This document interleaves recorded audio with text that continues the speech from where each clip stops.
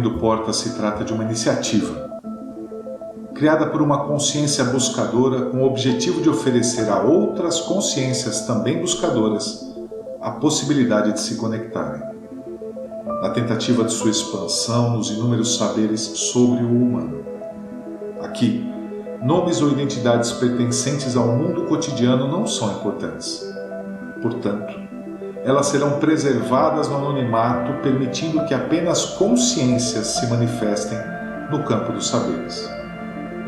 Abrindo Portas não pretende explorar saberes no campo complexo e erudito, e sim pretende transformar temas, mesmo que complexos, em linguagem acessível, cotidiana, para que qualquer consciência que busca sua expansão possa avançar no campo do entendimento dos vários temas que serão abordados. Entendemos que não existe o milagre de saltos quânticos no campo da evolução das consciências humanas. Portanto, não há a pretensão de oferecer um caminho para a iluminação. Existe sim a missão de oferecer a cada encontro pequenos lampejos de luz que mostrem à sua consciência o caminho da sua expansão ao compreender os temas expostos. Basta para isso que você esteja com sua porta aberta, assim como estará a nossa, e permita a troca de saberes.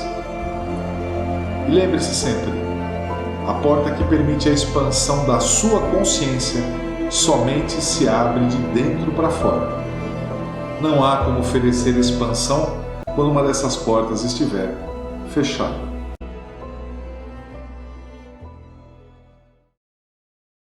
Hoje a nossa conversa é um pouco mais desafiadora, eu diria, porque nós não vamos enfocar diretamente o trabalho do Neville Goddard, mas acredito eu que talvez uma variante importante para a gente poder entender todo esse universo que estamos, né, discutindo.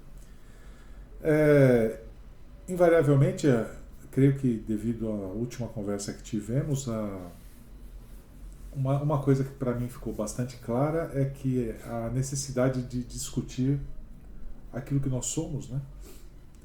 E principalmente porque nós não nos incomodamos com o que somos, né? No fundo, é o que falávamos agora há pouco, de onde vem esse adormecimento, né? Como é que eu construo essa imagem que eu tenho de mim mesmo, e quais são os mecanismos que agem sobre mim, né? Então, acho que é super importante, porque a gente vem falando já há algum tempo sobre conceitos bastante profundos, né, de evolução e etc. Mas a gente não se apercebe que no cotidiano a gente vive numa redoma, vive num círculo, né? E todo dia a gente repete, né? Repete. E parece que a gente não se incomoda com o que somos, né? E por que a gente colocou isso? Porque o potencial do que poderíamos ser como seres humanos é muito grande. E a gente não se dá conta disso e não se incomoda com essa possibilidade de ser muito maior do que somos, né? Então, isso é o meu modo de ver que despertou essa conversa, né? Porque simplesmente aceitamos o que somos, né? Sou o que sou, né?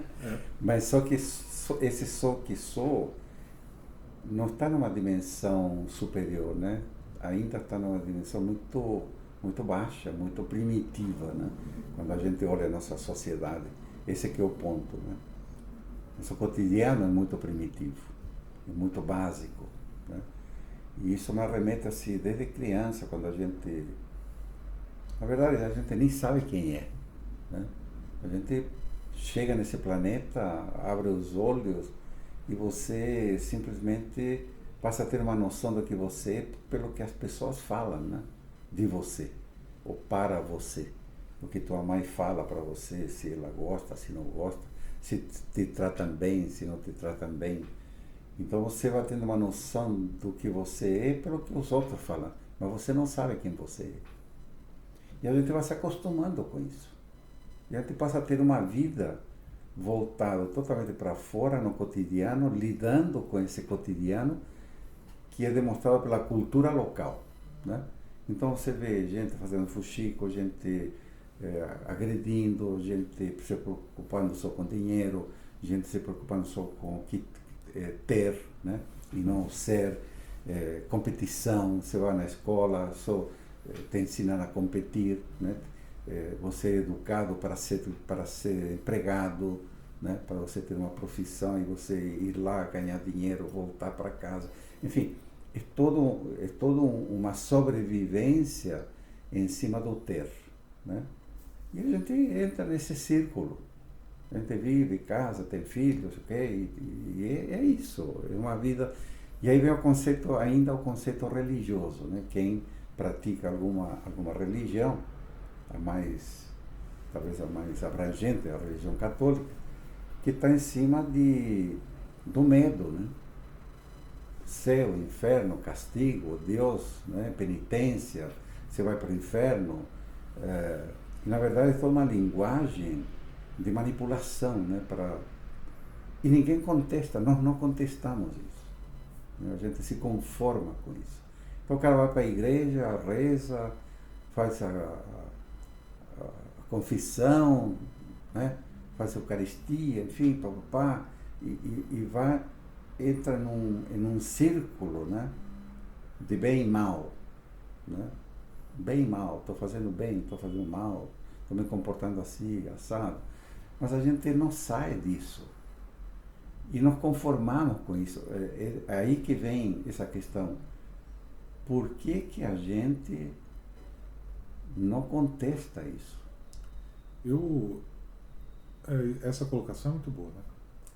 Eu acredito que, usando até o que você mesmo disse, de uma certa forma, desde a primeira idade, o meu espelho é o semelhante.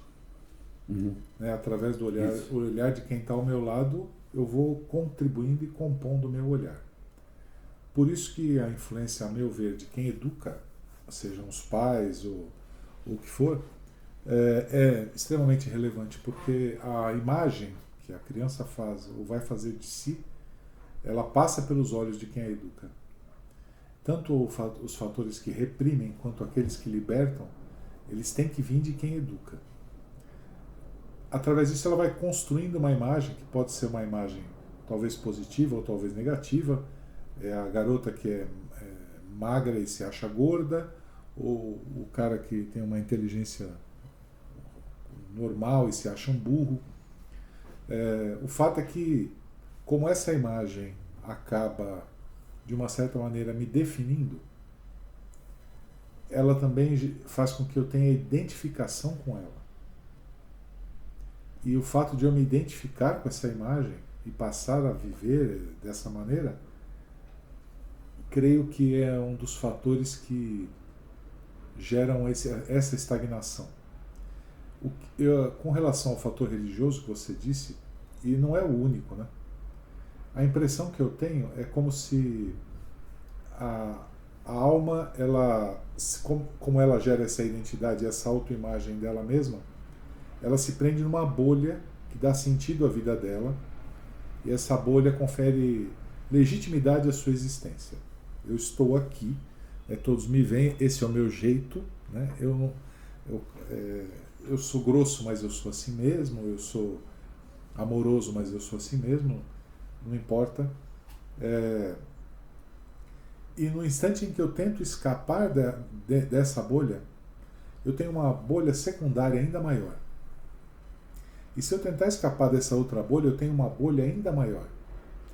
Essas bolhas vão fazendo uma retenção. Elas não permitem que se tenha lucidez sobre o processo, muitas vezes. Eu posso, por exemplo, fazer parte de uma relação abusiva, né? Eu ser vítima de uma relação abusiva. Mas essa é a maneira que eu compreendo o amor. Uma relação abusiva. Uhum. É claro que isso uma hora vai me angustiar e eu vou, talvez, desde que eu não gere, e eu vou me identificar com isso. É a vítima que se identifica com o algoz, né? Eu vou me identificar com isso. E se em algum momento eu conseguir escapar desse círculo, eu vou cair num outro círculo. E aí pode ser o círculo do Jesus te ama. e aquilo também vai te manter ali dentro. De fato, em nenhum momento eu assumi a minha vida. Eu não estou assumindo a minha vida. Eu continuo sem questionar. É o que você disse. As coisas são absolutamente como são. Então, talvez talvez aonde que está o elo perdido dessa corrente, né? Porque veja, a maioria das pessoas busca a felicidade, né? Que não sei se é o parâmetro certo da busca, né? Mas eu acho que dentro dessa busca, olhando mais profundo no conceito de buscar a felicidade, há uma força propulsora de querer ser melhor. Acho que todo ser humano tem, em maior ou menor proporção, essa intenção, essa força interior de querer ser melhor, né? Alguns mais adormecidos, outros de forma mais desperta. A gente não dá importância para essa força. A gente não consegue ler isso. Para mim, essa seria a mola propulsora para poder romper as bolhas que você está citando. Talvez. Né? Porque assim, quando eu busco a felicidade pode estar no churrasco no final de semana. Sim. Isso não vai me levar a nada, né? Então a felicidade, de novo, entra no conceito básico da sobrevivência, né? De uma sobrevivência cômoda, né? O churrasco, o shopping de fim de semana, o passeio, ou sentar no sofá não fazer nada, né? Isso entra na estagnação, né? Então, se isso é felicidade para você, né? Você está parado no tempo e no espaço. Até porque esse conceito de felicidade é fruto de alguém que já está parado. Exatamente, né? Exatamente isso. Que isso pode ser um modelo vendido a você, né? Legado a você, né? Da família, do meio ambiente, né? O cara, sextou, né? O conceito da sexta-feira. Por quê? Porque sábado e domingo eu não vou fazer nada, eu vou passear, eu vou ao churrasco, à festa, enfim. Então, isso foi muito vendido, foi muito colocado dentro, que é uma bolha, né? Claro que sim. É uma das bolhas. E a gente acreditou nisso, né? Então, para mim, a mola propulsora seria prestar atenção o quanto eu quero ser melhor. Não ser melhor para ter, e sim ser melhor como ser humano. Para mim, esta é a energia que começa a crescer para romper as bolhas. De onde vem isso? Né? Por que a gente já não vem com isso assim escancarado? Né?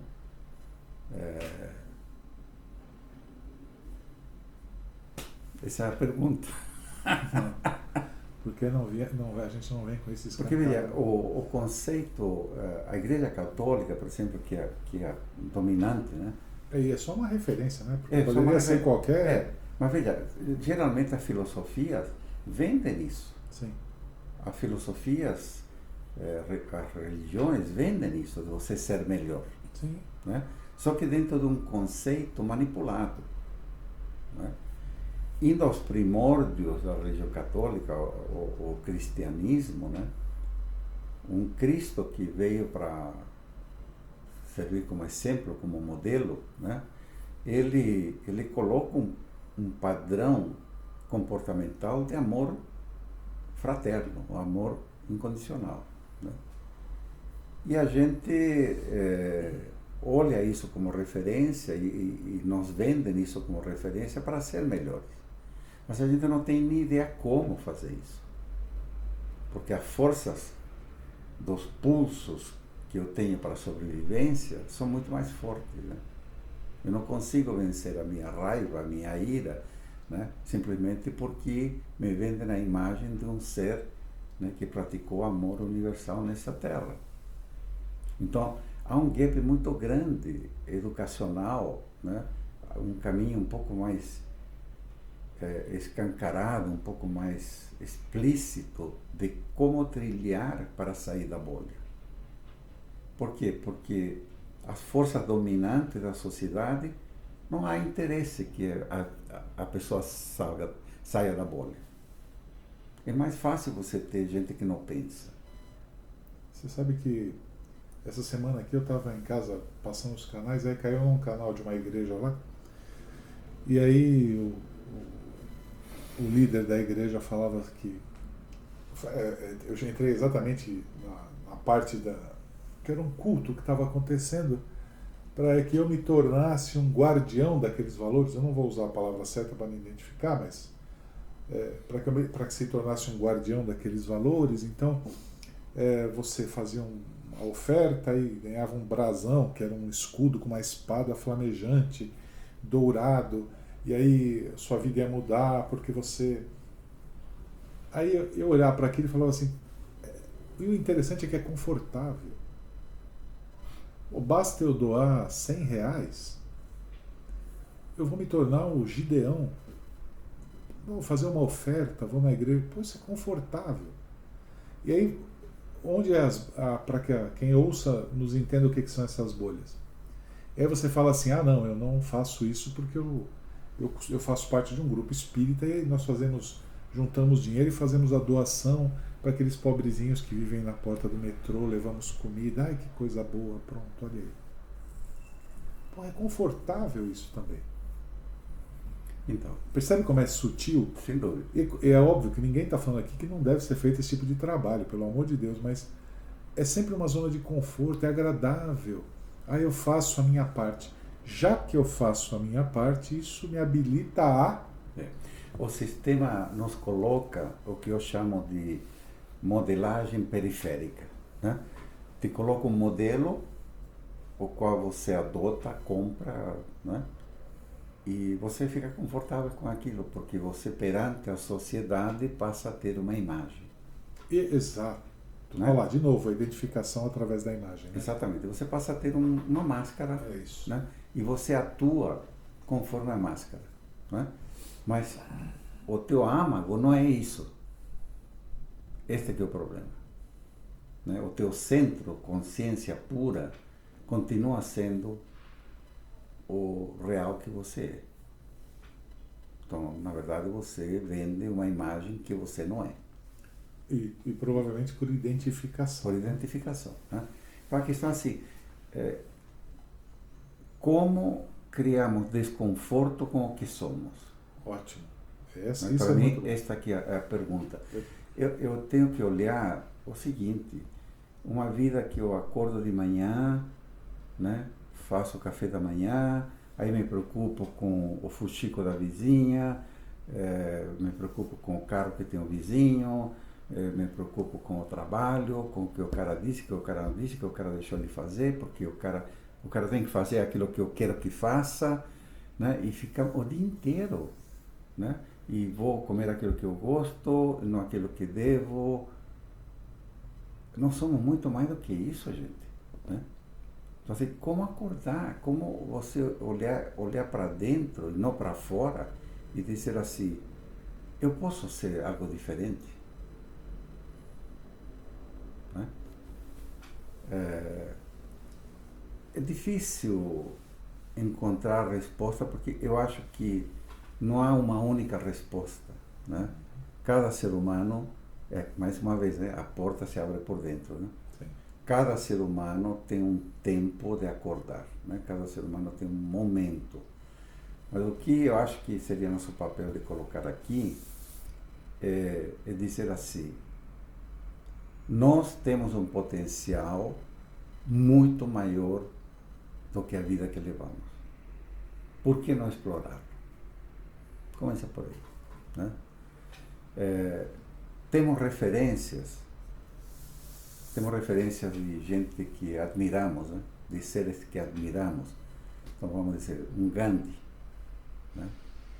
O próprio Cristo, Krishnamurti, enfim, tem uma Madre Teresa, tem N nomes de pessoas, de gente que tiveram uma vida que serviu de modelo, né?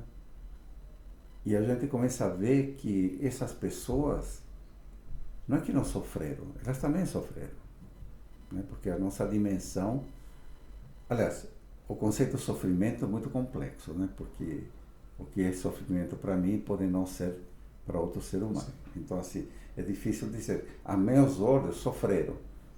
Não sei se aos olhos deles sofreram. Ou era a missão deles, né? Enfim. Então, mas temos referenciais de gente que passou por este planeta e que fez coisas muito diferentes, né? Um potencial muito grande. Se a gente olha o lado, por exemplo, das enfermidades e das curas, tem gente que realiza curas, que retira sofrimento de outros seres humanos. E há todo um mistério, né? Porque ninguém sabe direito como acontece, mas que sabemos que acontece, acontece. Então, há muito a ser explorado. Há muito espaço, né, para ser desvelado. Por que isso não nos incomoda de nos movermos para essas regiões inexploradas e tentar ser diferente do que somos? Aí eu vou, uma colocação. Imaginemos que por algum motivo eu me incomode, eu busque, e o que eu vou encontrar? Não se sabe. Essa que é a maravilha da vida. Você não sabe o que vai encontrar, né? Você não sabe o que vai acontecer amanhã. Então, assim, o que nós queremos dentro da bolha é que amanhã seja igual que hoje, para não ter trabalho, não é? Sim. Mas é justamente isso que temos que vencer, né? Eu diria que, na pior das hipóteses, você vai encontrar você mesmo. Na pior das hipóteses. Porque isso pode ser muito bom ou muito ruim. Aí eu acho que seria interessante a gente comentar um pouco sobre o que é eu mesmo. O que é essa essência que nós estamos falando aqui? Pois é. Este é outro ponto do porquê que a gente fica na bolha também adormecido, porque não sabemos nem o que somos, nem como somos, como estamos estruturados, né? E aí temos que começar a citar alguns exemplos como primórdios da vida, porque várias filosofias, etc., falam, cada uma com sua linguagem, e precisamos entender, né? Nosso raciocínio, nossa mente, para poder entender, ela tem que qualificar, tem que dividir, tem que separar, né? Tem que dar nomes. Então, cada filosofia vai colocar nomes e vai fazer as separações de acordo com como ela entende. Então, quando a gente vê o budismo, vê, enfim, esoterismo, cada um uma linguagem. Mas no fundo, se você vai escarafunchar lá no fundo, é tudo a mesma coisa, né? Mas eu diria assim, para a minha vida, colocaria no seguinte exemplo: pega um copo de cristal, enche com água, joga a terra lá dentro e pega uma colher e mistura. Aí vai formar aquele rodamuinho e você espera ver o que vai acontecer. O que vai acontecer? O denso vai decantando e o mais sutil fica em cima. A água pura fica na superfície e o mais denso lá embaixo, tá?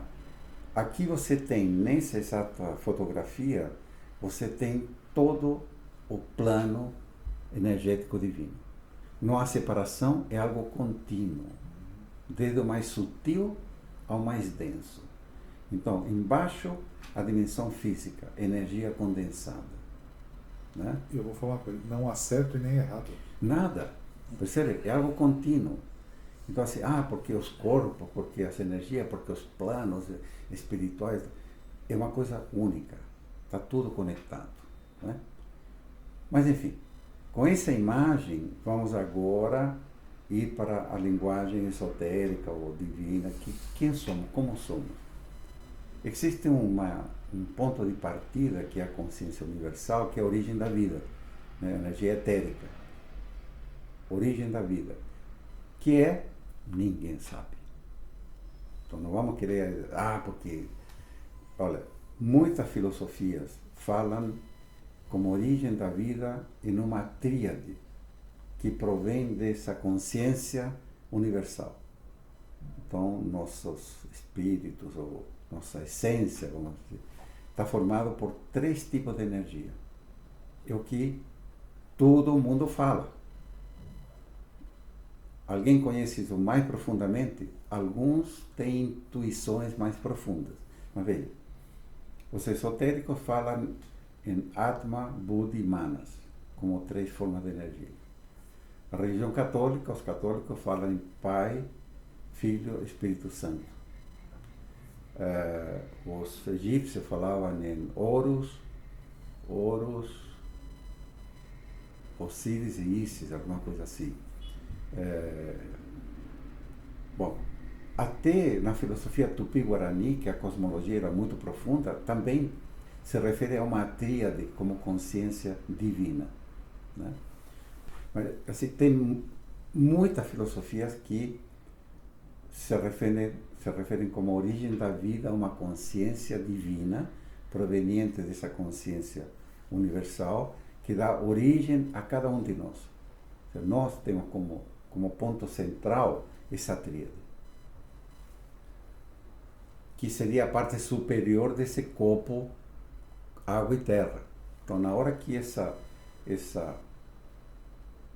essência divina, chamada por alguns mônada, né, ela mergulha para chegar ao plano físico, ela se reveste de corpos, que nada mais é como vestir uma escafandra para poder chegar a este plano físico. Para que ela desça, ela tem que ficar mais densa. Isso.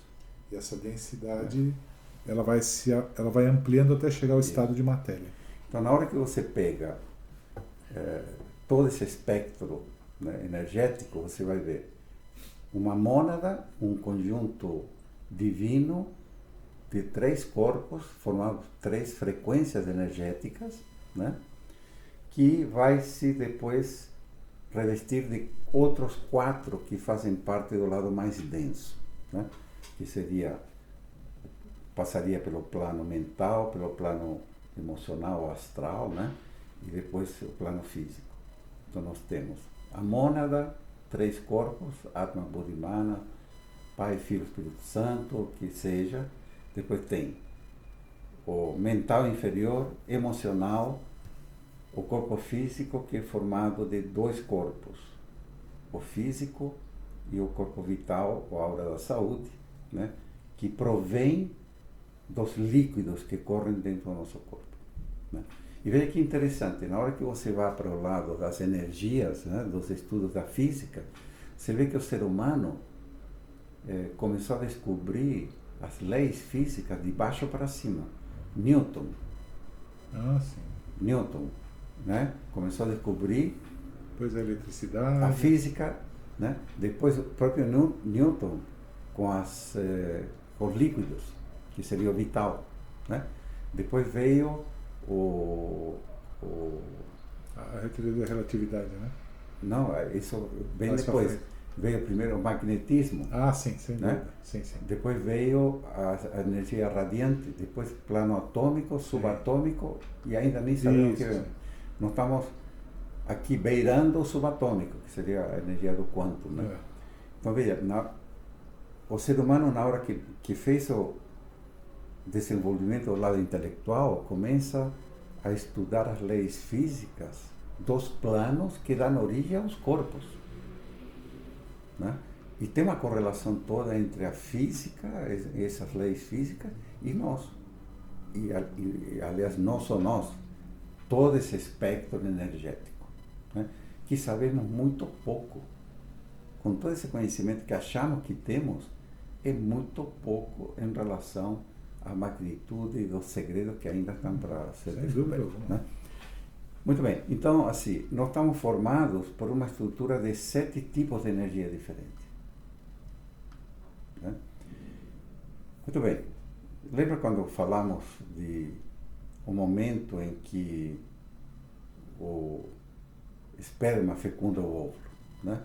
Nesse momento, né, há uma há uma tríade formada entre óvulo, esperma, representa toda a genética física, né?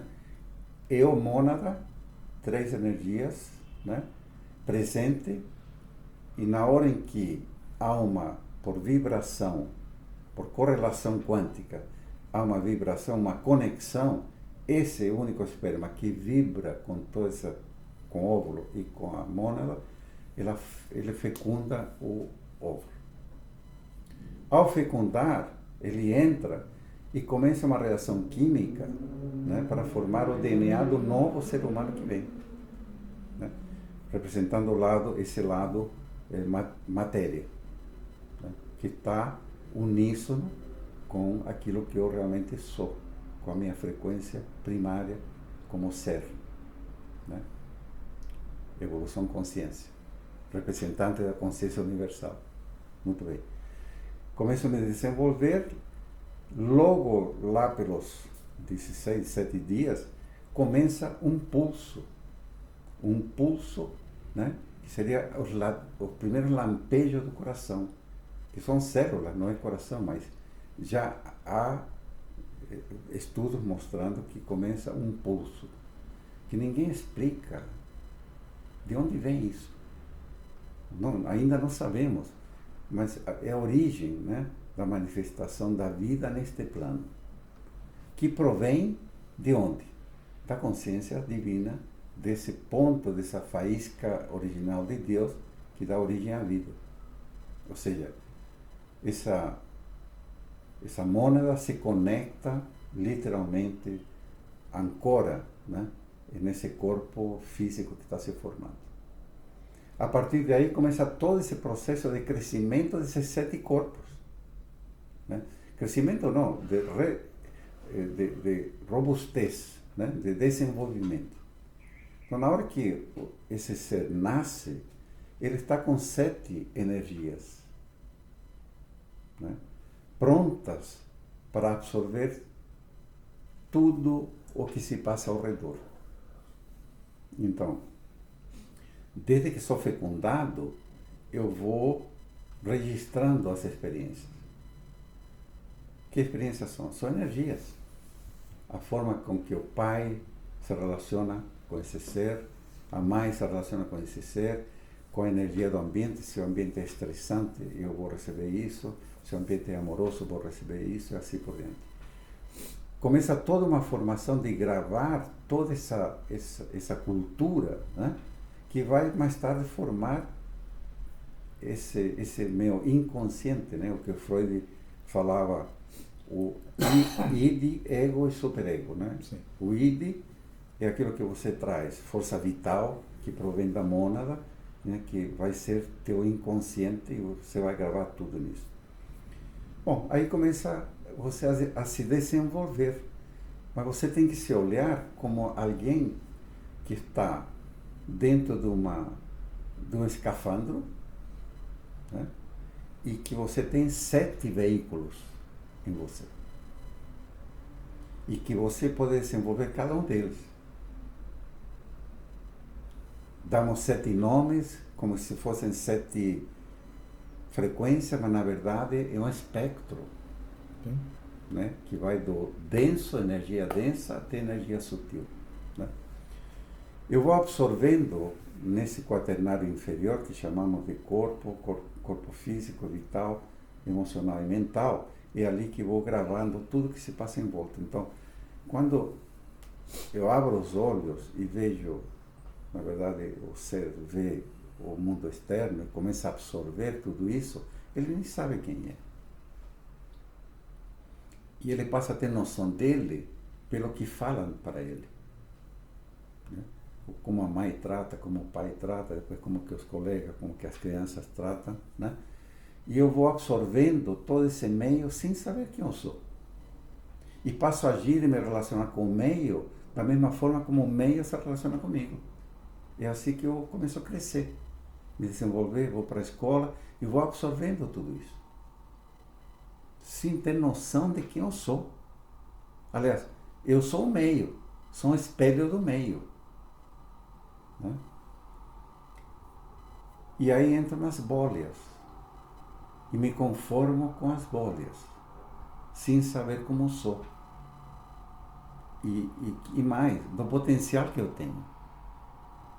Né?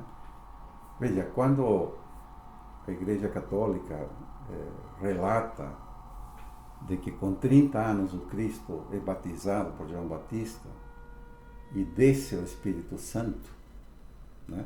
Que é colocado assim numa alegoria divina, né? Nada mais é do que a conexão da consciência superior no plano terreno, e que todos nós temos essa capacidade, né? Então, como chegar a isso? Primeira coisa, entender que nós somos muito mais do que somos, ou do que achamos que somos. Que o nosso potencial é ilimitado. E que nós podemos chegar a ser um Cristo. Temos esse potencial. Mas, para isso, o que há a fazer? Nos desenvolvermos, né, como seres humanos. E não simplesmente aceitar uma vida de uma felicidade, né, de busca de uma felicidade com base aos instintos, né? Porque o instinto básico do ser humano é o conforto, né? A criança nasce, ela chora quando tem fome, chora quando tem frio, né? Uma vez que você supriu essa necessidade, você acalma. Então, a gente grava isso de forma muito intensa, né? Nós nos movemos para satisfazer nossos instintos básicos. Nós não podemos ficar apenas nesse nível. Você sabe que eu acho que eu vou colocar como um desafio grande, e que eu acho que seria interessante as pessoas pensarem um pouco sobre isso, e tentarem avaliar à sua volta, né? Que bolhas são essas que te prendem? O que é que de fato, aonde você sente que existe esse contato? E aí eu acredito que é um exercício de reflexão e de autoavaliação, né? No que você poderia fazer diferente ou melhor, ou de fato poderia tentar compreender de uma outra forma e você se sente tolhido. Você se sente por alguma força qualquer impedido de realizar aquilo. Então, isso olhando para fora. Olhando para fora. Eu colocaria, assim, como complemento, como adição a isso, se perguntar, o que eu vim fazer nesse planeta? Pois é. O que eu quero para meu ser?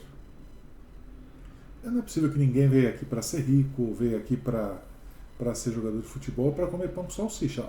Alguma coisa tem que ter, concorda? Porque senão não há, você desprovém de sentido absolutamente a própria existência.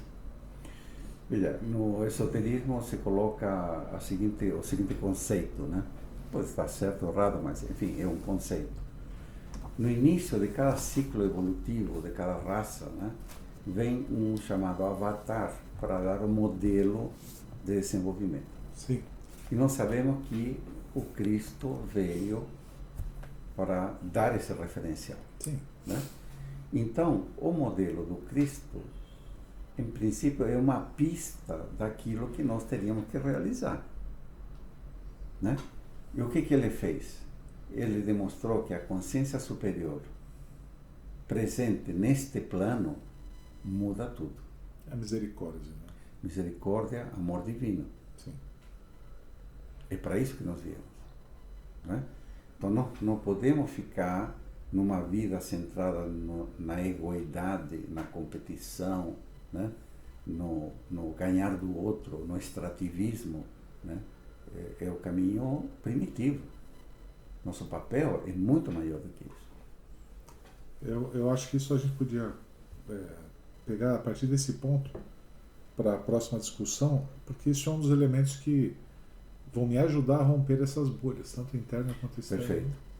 e a gente pegar daí e seguir para adiante. Então, tenho que buscar no meu interior onde que está essa força, né?